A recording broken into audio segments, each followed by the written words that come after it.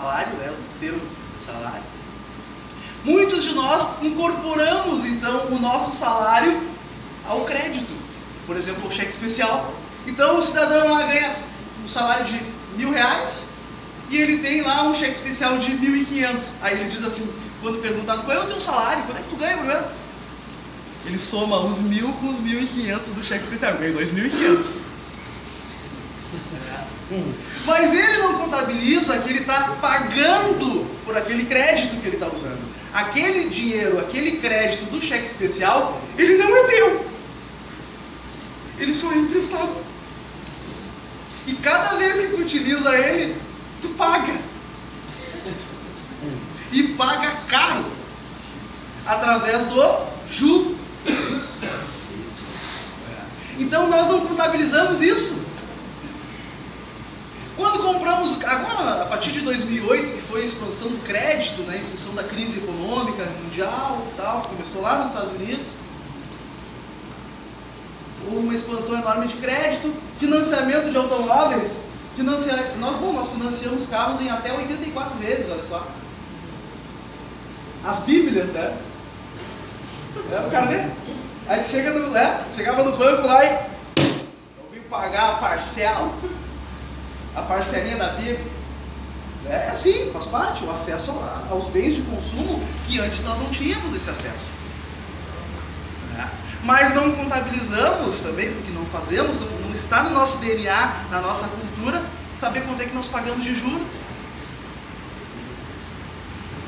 E quando a gente tem a noção dos juros que nós pagamos, de quanto nós estamos pagando de custo dos juros, a gente pode negociar. A gente pode barganhar com outras empresas que vão financiar também. Só que a gente não faz isso.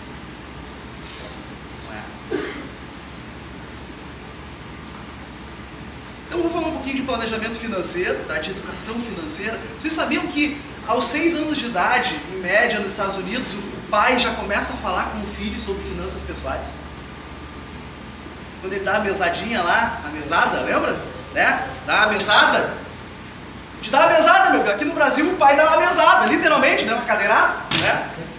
Mas, né? Uma brincadeira à parte, né? Mas a ideia da mesada é importante, porque ali começa a ideia da educação financeira.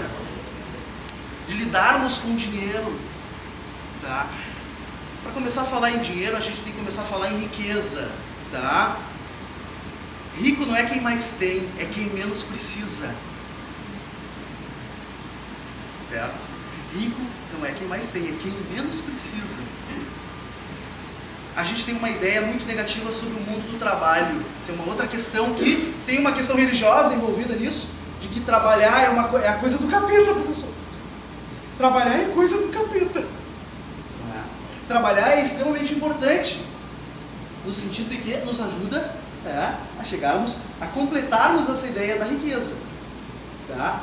Trabalhar é fundamental para as vidas. Imagine se o mundo inteiro parasse de se preocupar com trabalhar. O mundo ia parar, né, pessoal? A gente não ia conseguir produzir vacinas, remédios, produzir, enfim, tudo que nós precisamos, imagine. Então o trabalho é fundamental. Só que nos foi dito lá no início da nossa infância lá, que trabalhar é coisa do capeta. Tá amarrado? É assim? Que trabalhar é sofrimento. Inclusive tem um contexto bíblico que diz isso, né? Quando Adão, né, tentado pela Eva, não é assim? Contexto bíblico. E daí mostra a maçã lá para o Adão come a maçã. E aí surge aquela voz do Senhor. E aí o Senhor diz assim, né? Viverás agora com o suor do teu rosto. Ou seja, o trabalhar é um sofrimento, é uma pena, é uma penalização. E não pode ser assim. Tanto é penalização que a gente traz isso para nossas vidas, que domingo à noite, domingo, 6 da tarde, quando a gente começa a pensar que no outro dia tem que trabalhar, nos dá um frio aqui, ó. Negócio é intestinal, psicológico. Nos dá aquele frio na barriga de quê? Porque nós trazemos esse contexto. Isso é geral, tem pesquisas que comprovam isso. Então nós precisamos fazer uma reprogramação do que nós entendemos pelo mundo do trabalho, pelo trabalho. Então ele significa sim, é fundamental. Todos nós dentro das empresas teremos dificuldades com nós mesmos. Tá? Porque trabalhar em equipe é muito difícil, pessoal. Nessa sala aqui, o mundo está aqui dentro, pessoal. As ideias diferentes. Não pensem que todo mundo vai pensar igual a você. Tá? Mas nós precisamos aprender a conviver. Essa é a grande dificuldade. Tu vai ter um colega que vai acordar de manhã, na parte da manhã ele vai ser mais difícil, na parte da tarde ele vai ficar melhor. Tá? Vai ter a colega que